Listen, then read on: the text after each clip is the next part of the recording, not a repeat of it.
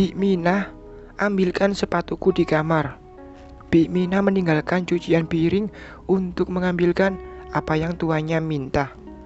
Tidak berapa lama, Bik Minah datang dengan sepasang sepatu milik Mas Rama. Aduh, warnanya kusam banget ini. Mana mungkin aku meeting dengan sepatu yang kayak gini, ujar Mas Rama melirik-lirik sepatu warna hitam miliknya. Aku abai, tidak terlalu menanggapi apapun yang ia lakukan. Setelah perdebatan semalam, aku tidak lagi banyak bicara dan banyak bertanya. Cukup menyaksikan drama yang mereka suguhkan. Bik Minah, semirkan sepatuku, cepat. Bik Minah terpogoh-pogoh menghampiri Mas Rama, mengambil sepatunya dan membawanya ke belakang. Mel, kamu kenapa? Mama lihat kamu diam saja sejak tadi. Aku gak apa-apa, Ma. Hanya sedikit lelah saja. Mama Tuti mengangguk paham. Ia melanjutkan sarapannya. Tanpa bertanya lagi, aku lelah dengan semua kebohongan suamiku. Aku merasa jadi wanita yang paling bodoh yang tidak tahu wajah asli orang yang menikahiku 2 tahun yang lalu. Sudah selesai, Tuan. Bik Minah datang dengan membawa sepatu yang sudah mengkilap. Pakaikan. Astaga, semakin hari sikap sombong Mas Rama semakin menjadi. Wajah aslinya sedikit demi sedikit mulai dia perlihatkan. Kali ini Bik Minah tidak langsung menurut. Wajahnya sedikit memerah dengan mata yang mengembun. Mungkin dia sakit hati dengan perlakuan majikannya itu. Kamu tidak dengar apa yang tuanmu minta.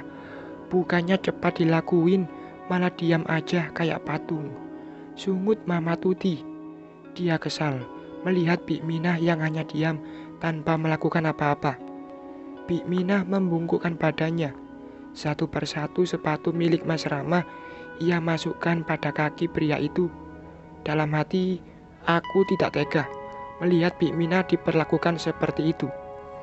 Itu tidak manusiawi menurutku. Sepertinya Mas Rama sengaja melakukan itu untuk suatu tujuan. Tujuannya apa? Aku belum tahu.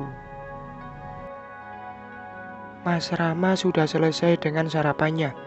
Kedua sepatu miliknya sudah terpasang dengan baik.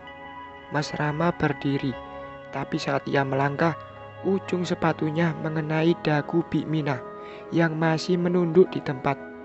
Sontak saja, hal itu membuat tubuh kecil Bik Minah sedikit terguncang dan terduduk.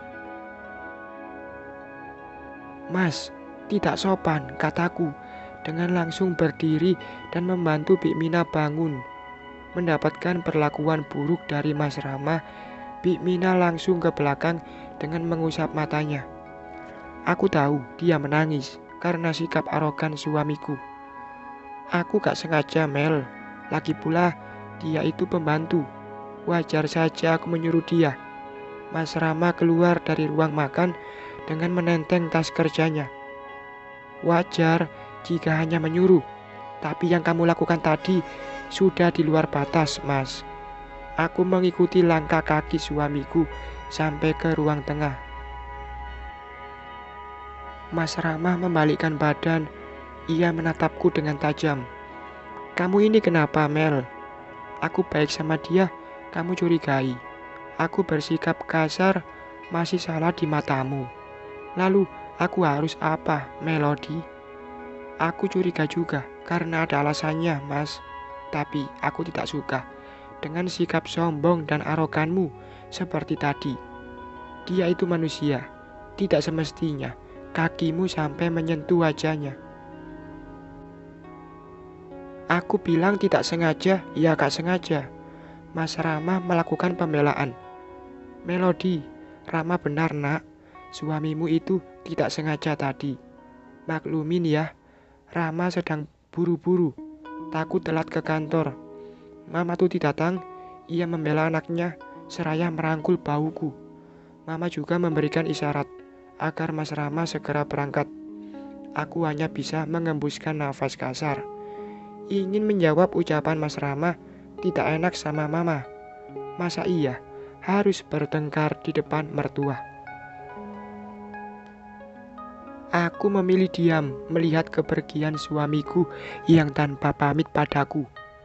Tidak ada cium tangan dan cium kening seperti yang biasa kami lakukan. Semuanya terasa hambar.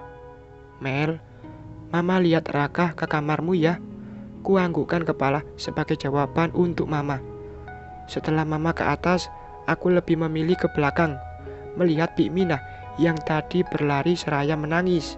Ternyata ia tengah duduk di kursi yang berada di teras belakang. Sesekali tangan mungilnya mengusap mata dan pipinya.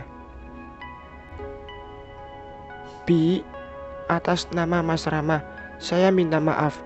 Bik Minah langsung berdiri dan berbalik setelah dia mendengar aku berbicara. Mata sayu itu basah oleh air mata. Melihat wajahnya, sepertinya Bik Minah menyimpan banyak luka di sana. Tak apa, Nyonya.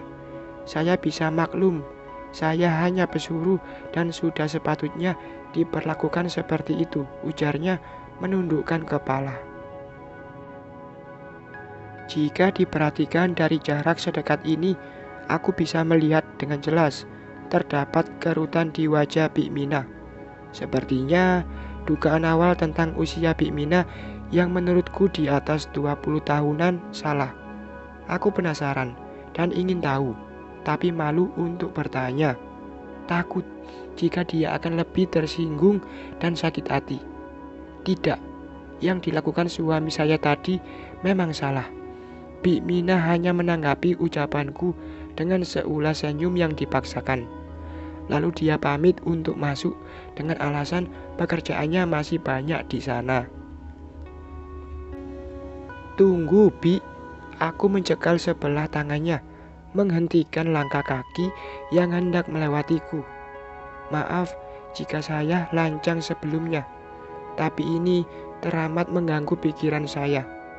Apa sebelumnya Bibi mengenal suami dan mertua saya sebelum datang ke sini? Tanyaku, membuat Bik Minah mendongak menatapku. Saya tahu jika Nyonya mempunyai pikiran buruk kepada saya. Silahkan, Nyonya menilai saya sesuka hati Nyonya. Tapi ada hal yang perlu Nyonya tahu. Jika saya bukanlah wanita simpanan atau wanita kedua, seperti yang ada dalam pikiran Nyonya. Aku terdiam mendengarkan penuturan Bik Minah.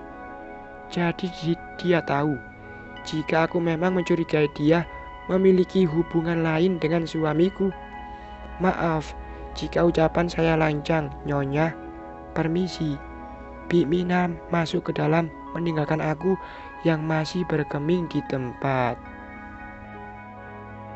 Jika Bik Minah bukan wanita simpanan suamiku, lalu dia siapa? Saudaranya. Satu-satunya cara agar aku mengetahui siapa dan ada hubungan apa ketika orang tersebut, aku harus mendatangi kota asal mereka, menanyakannya langsung pada orang-orang yang mengenal mereka. Ya, itu hal. Saat akan berbalik, mataku melihat sesuatu yang ada di kursi yang diduduki Bik Minah. Aku mengulurkan tangan untuk mengambil benda tersebut. Selembar foto berukuran kecil begitu menyentakkan hatiku. Putraku, aku bergeming membaca tulisan yang berada di belakang foto itu. Ya Allah, Bik Minah. Bersambung.